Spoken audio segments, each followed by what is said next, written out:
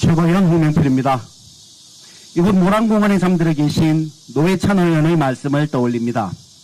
우리가 일본과 사이가 안 좋지만 외계인이 침공하면 협력해야 하지 않겠습니까? 그렇습니다.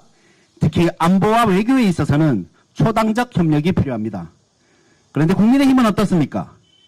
물론 경제가 나빠야 야당이 잘 된다고 말하던 정당이니 무슨 국익에 관심이 있겠습니까마는 말썽쟁이 내 새끼도 밖에서 맞고 오면 속상한 법인데 트럼프의 페북글을 보고 신나게 자국 대통령을 비난하는 모습을 보며 역시 이 사람들은 구제불능이구나.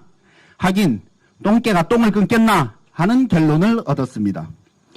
러시아 우크라이나 전쟁이 벌어지자 젤렌스키 정적이었던 포르셴코 전 대통령은 귀국해서 함께 싸웠는데 국민의힘 정치인들은 외교적 결례에 대해 분노해야 할 순간에 고군분투하는 이재명 대통령의 등에 칼을 꼽습니다. 나경원 의원님, 조세호가 안재욱 결혼식에 못 간 것이 조세호 잘못입니까? 조세호가 모르는 사이여서 못 간 것처럼 이재명 대통령도 블레어 하우스가 수리 중이어서 호텔에 묵은 것입니다. 물론 나경원 의원이야 없던 1년짜리 입시 요강까지 만들어 딸을 입학시키는 대단한 능력자니까 CIA와 FBI와 KFC를 시켜서 블레어 하우스를 여실 수도 있겠죠. 그런데 주최 측이 사정을 설명하고 호텔을 예약했으면 그걸 따르는 게 당연한 예의 아닙니까? 주최 측의 초청을 받았을 뿐이라며 다소곳하게 일왕 생일 축하 행사와 자위대 창설 50주년 행사에 참석하던 분이 왜 이러십니까? 국민 여러분 기억해 주십시오. 이 사람들이요 옛날에 김대중 대통령 노벨평화상을 반대하던 사람들입니다. 자기 나라 인사를 추천하는 것만 봤지 이렇게 반대하는 것은 처음 본다던 노르웨이 측 인사의 말이 저는 너무나 부끄러웠습니다. 심지어 이명박 정부는 김대중 전 대통령의 노벨평화상 취소 청원뿐만 아니라 국제적 인권상인 라프토상 취소 청원 공작에도 나섰습니다. 이런 정당을 어디다 쓰겠습니까? 반면 김대중 대통령의 품격은 달랐습니다.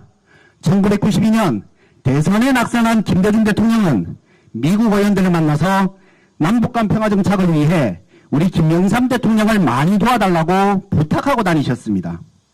애국 정치인이라면 이쯤은 해야 할 것인데 내란을 일으키고도 반성 없는 국민의힘 장동혁 대표는 이재명 정권을 끌어내리겠다고 합니다. 노무현 대통령 취임 100여일 만에 탄핵을 운운하던 못된 짓거리를 이재명 대통령 취임 100여일 지난 시점에 그대로 하고 있는 것입니다. 늘 불안한 심정으로 외국에서의 도리도리를 지켜보며 멀미했던 국민들 입장에선 어려운 해결을 잘 풀어가고 있는 이재명 대통령을 보며 마음이 흐뭇한데 잘한 것을 박수치는 것조차 못하는 옹졸한 마음으로 무슨 정치를 합니까? 크게 잘못한 시간조차 없었던 이재명 정부가 뭘 어쨌다고 끌어내린다는 소리를 하냔 말입니다. 당신들이 박해하던 이곳 모란공원의 민주열사들 덕분에 당신들이 독재할 시기엔 안기부에 끌려갔을 발언들도 할 수 있음을 늘 감사해야 할 것입니다. 마지막으로 장동혁 대표님, 정치를 한 지 5년밖에 안 돼서 모르시나 본데 민주주의 국가에서 야당이 할 일이 대통령을 끌어내리는 게 아닙니다. 5년간 국민을 위해 열심히 노력하고 그것을 평가받고 국민들에게 인정되면 국가 운영권을 한시적으로 부여받는 것입니다. 실정을 했으니 5년간 야당을 하면 되는데 왜 이재명 대통령을 끌어내립니까? 그것은 당신들이 그동안 꿀 빨면서 오용된 권력의 달달함에 중독되었기 때문입니다. 쇼핑백으로 현금 받고 도로도 마음대로 휘고 바이든 날리면 해도 통하고 얼마나 재밌었겠습니까?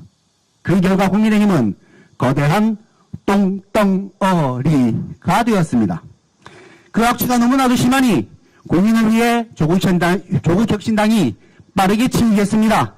조국혁신당, 여기 계신 의원님들과 12척의 망치선이 되어 하나의 전단으로서 더 빠르고 더 강하고 더 선명하게 갑니다.